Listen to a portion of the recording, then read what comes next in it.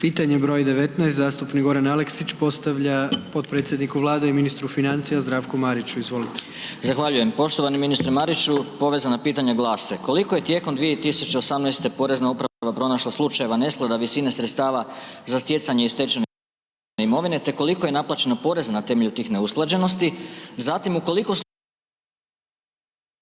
slučajeva te u kojem iznosu je Porezna uprava u zadnjih 10 godina kod usporedbe stečene imovine i izvora sredstava primijenila članak 76.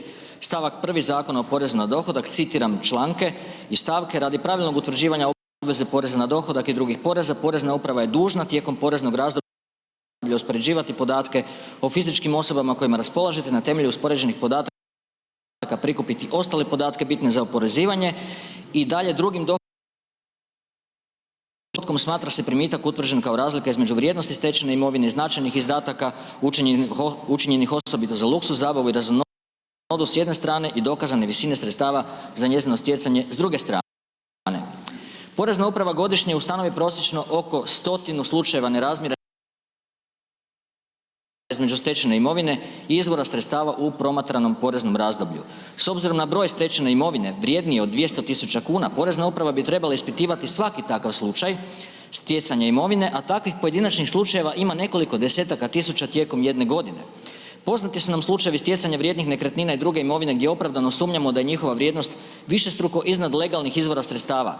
To, osim značajnog gubitka za državni proračun, znači veliki propust u borbi protiv korupcije. Kao primjer velike stečene imovine mogu navesti činjenicu da je u Hrvatskoj tijekom 2018. kupljeno preko 5.000 automobila najviše klase od kojih svaki košta najmanje 50.000 eura. U tih 5.000 slučajeva trebala je Porezna uprava provjeriti usklađenost stečene imovine i prihoda koji bi bili izvor sredstava za tu imovinu, a čini se da Porezna uprava to nije učinila. Nama u biti Zakon o porijeklu imovine nije toliko nužan koliko izgleda to javnosti, jer mi imamo Zakon o porezu na dohodak koji ima snažni mehanizam propisan za utvrđivanje nečije nelegalno stečene imovine. Molim vas za odgovore. Hvala. Izvolite, potpredsjedniče Vlade. Hvala lijepo poštovani predsjedniče Hrvatskog sabora, uvaženi zastupniče, hvala vam na pitanju.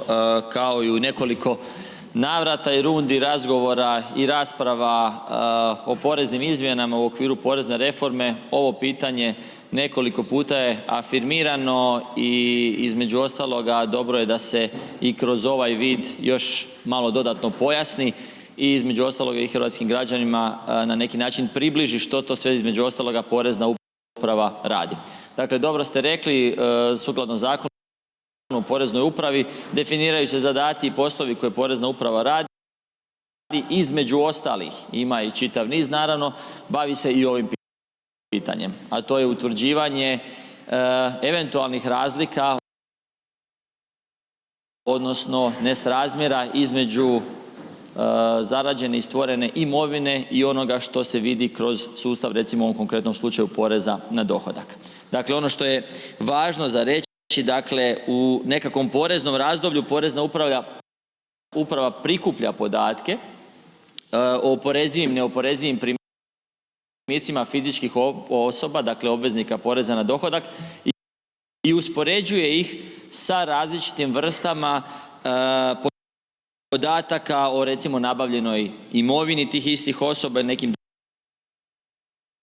drugim izdacima. I tu ste također dobro rekli, s jedne strane izvor podataka su podaci s kojima Porezna uprava raspolaže, s druge strane izvori podataka mogu biti i sami porezni obveznici u svojim nekakvim izjavama, priopćenjima, izvještajima i slično, ali mogu biti naravno i neki treći ostali izvori koji se onda pri tome koriste. Vi dobro znate, dakle, ukoliko se utvrdi nesrazmjer između imovine i dohotka, sukladno i pozitivnim propisima koji su sastavni dio ovih poreznih izmjena koje su stupile na snagu, onda se za takav utvrđeni nesrazmjer obračunava, odnosno tretira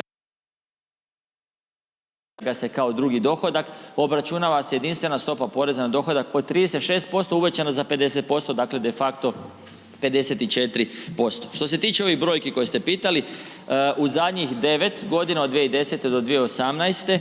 Porezna uprava pokrenula ukupno 1567 postupaka utvrđivanja nesrazmjera između iskazanih primitaka imovine. Nepravilnosti utvrđene u njih 952, a što se tiče ukupno novo utvrđenih obveza nešto preko 300 milijuna kuna, dakle negdje oko 306 milijuna kuna.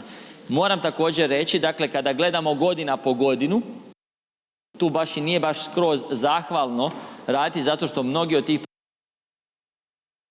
procesa su zapravo dugotrajni, kao recimo evo primjer prošle godine 2018. pokrenuto je 36 novih, ali ujedno je 69 okončano iz prijašnjih razdoblja. Dakle i žalbeni postupci i neke druge procedure koje naravno su sukladno zakonskim obvezama, tako da ne mali broj puta takvi procesi i pređu samo trajanje jedne godine, zato sam vam i dao brojke ovih proteklih 10 godina koji se, opet kažem, odnose samo isključivo na djelokrug porezne uprave kao jednog od poreznih tijela. Međutim, porezna uprava i ostala porezna tijela u sastavu Ministarstva financija surađuju isto tako i sa ostalim tijelima, nazvat ćemo toga kaznenoga progona, razmjenjuju informacije, sudjeluju u različitim postupcima i tako dalje, za koje specifično ne vode još zasebnu evidenciju, nego se ona vodi skupno na različitim drugim instancama. Ovo su podaci, ovo su evidencije koje su vrlo egzaktne, koje su samo iz djelokruga porezne uprave. Hvala lijepo. Izvolite očitovanje. Zahvaljujem. Hvala na odgovoru. Poštovani ministre Mariću, ja ne mogu reći da sam nezadovoljan odgovorom. Odgovor je onakav kako sam ja postavio pitanje, znači vi ste odgovorili vjerojatno točno, ja vam vjerujem da je to tako kao što ste vi rekli. Međutim, ja ću vam postaviti još jedno pitanje, ali u pisanom obliku, gdje ću tražiti odgovor na nekakve dodatne detalje, gdje ću postaviti pitanja vezano za kvalitetu rada same porezne uprave i za mogućnost unapređenja toga rada. Možemo li postići bolji rad porezne uprave u smislu da se ipak pronađu, vjerujem ima puno više slučajeva gdje imovina koja je stečena nije stečena na legalan način, ali to jednostavno nije utvrđeno u zadnjem periodu kada se to razmatralo i vjerujem da je moguće postići određene napretke u tome smislu. Hvala. 20. pitanje zastupnik Silvano Hrelja postavlja predsjedniku Vlade Andreju Plenkoviću. Poštovani gospodine predsjedniče, nedavno ste izjavili da je vaša Vlada umirovljenika.